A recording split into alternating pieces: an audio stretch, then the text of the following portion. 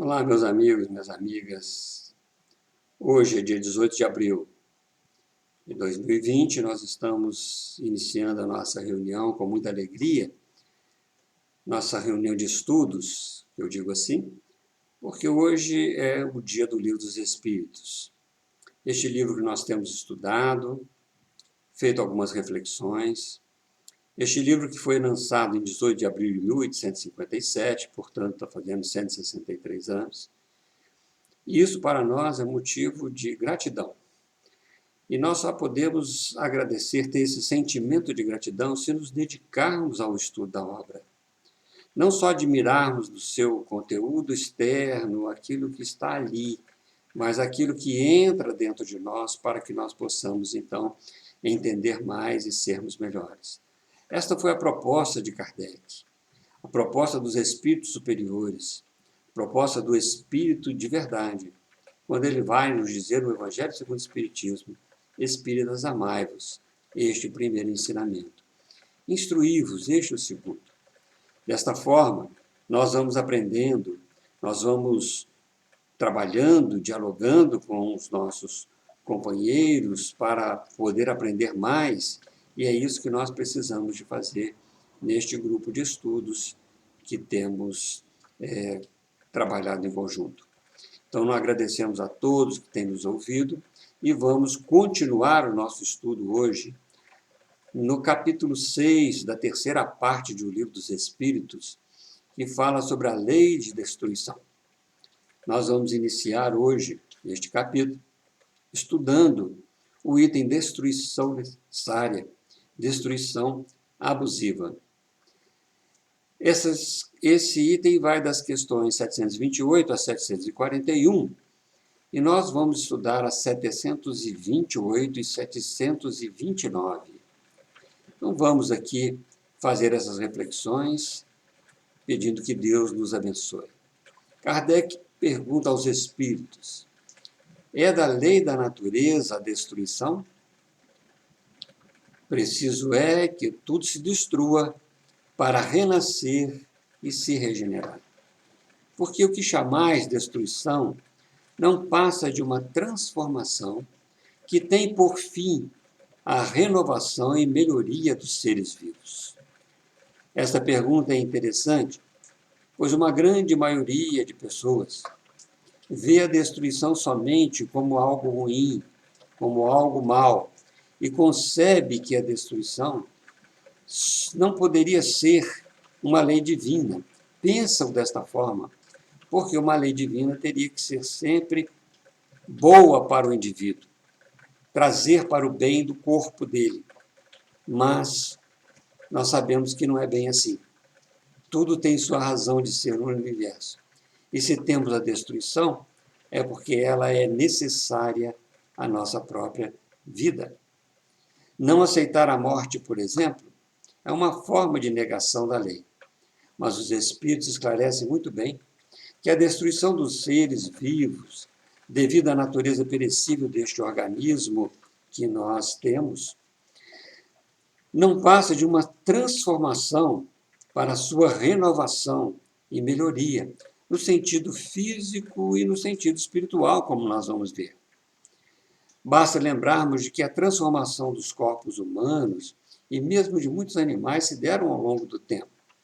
A exemplo que temos é aquele do desenvolvimento da capacidade cerebral do ser humano, que dos seus 700 centímetros cúbicos nos primitivos, temos hoje cerca de 1.200 a 1.500 centímetros cúbicos. Para que isso? Senão para uma manifestação melhor desta alma, desse princípio inteligente que foi desenvolvendo o corpo ao longo das experiências para melhor a sua manifestação. Então, este corpo, desenvolvido pela evolução do próprio espírito, foi trazendo meios de manifestação melhor da sua própria essência, que é o espírito. Continua Kardec, o instinto de destruição teria sido dado aos seres vivos por desígnios providenciais? As criaturas são instrumentos de que Deus se serve para chegar aos fins que objetiva. Para se alimentarem, os seres vivos reciprocamente se destroem. Destruição esta que obedece a duplo fim: manutenção do equilíbrio na reprodução, que poderia tornar-se excessiva, e utilização dos despojos do envoltório exterior, que sofre a destruição. Sempre, porém, é apenas esse envoltório exterior que é destruído. Ele é simples acessório, não a parte essencial do ser vivo. A parte essencial é o princípio inteligente, que não se pode destruir e se elabora nas metamorfoses diversas por que passa. Sabemos que Deus não exerce a ação direta na matéria, não é isso? Está na questão 536 do Livro dos Espíritos. E sendo a destruição uma lei, as criaturas são esses instrumentos de Deus para fazer cumpri-la, para que haja destruição, para chegar aos objetivos que ele sabe, aos seus fins, embora muitas vezes nós podemos não compreender. Por conta do instinto de conservação, também os seres vivos têm de se alimentar e, por isso, eles se destroem reciprocamente, obedecendo a dois objetivos. O primeiro objetivo é a manutenção do equilíbrio na reprodução, como os Espíritos nos disseram, para que essa reprodução não se torne excessiva, porque se a reprodução for excessiva, nós não vamos caber mais no mundo. Imagina se não houvesse destruição. Segundo, é porque há uma utilização dos despojos dos organismos, desse envoltório exterior da alma, que na realidade para a conservação dos outros seres, porque é uma transformação química deste envoltório, servindo então para a conservação dos outros seres, para a própria sustentação daqueles que continuam vivos, né? Assim, a destruição atende assim à lei de conservação. E como ela atende à lei de conservação, ela vai atender à lei do trabalho, porque se nós precisamos do corpo para o desenvolvimento das experiências, é pelo trabalho que a gente desenvolve. E desenvolvendo o trabalho, nós estamos dentro da lei do progresso. Veja que uma coisa está intimamente ligada à outra. Sem a destruição, não haveria conservação. A manutenção dos corpos para que o espírito pudesse desenvolver, executar a sua tarefa, sua experiência. Por isso, também é necessária a destruição. Agora, a destruição é apenas do corpo, o envoltório orgânico, que é o acessório. O ser principal, a essência, é o princípio inteligente, é a alma. Esta é indestrutível, ela não se pode destruir. O princípio inteligente, ele se elabora nas diversas experiências corporais, como os espíritos nos disseram, nessas metamorfoses, nessas modificações dos corpos, conforme nós podemos observar também na questão 607A, em que o princípio inteligente, diz Kardec lá, se elabora numa série de existências que antecede a humanidade. Ele se individualiza pouco a pouco e se ensaia para a vida. É, de certo modo, um trabalho preparatório, como o da germinação, no fim do qual o princípio inteligente sofre uma transformação e se torna espírito, espírito com letra maiúscula.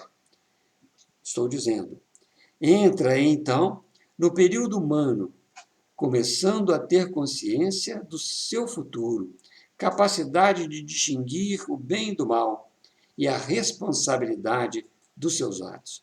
Olha que beleza esta continuidade que Deus dá aos seres. Ao ser essencial, não ao ser corpóreo, mas ao ser essencial. Porque o corpóreo é uma consequência do desenvolvimento deste ser essencial, deste espírito, deste princípio inteligente. Nesse período humano, então, ele estará sob a regência das leis morais. Se ele é capaz de escolher, as leis morais, então, vão ali, né, regir as suas próprias experiências, se forem boas ou se forem más.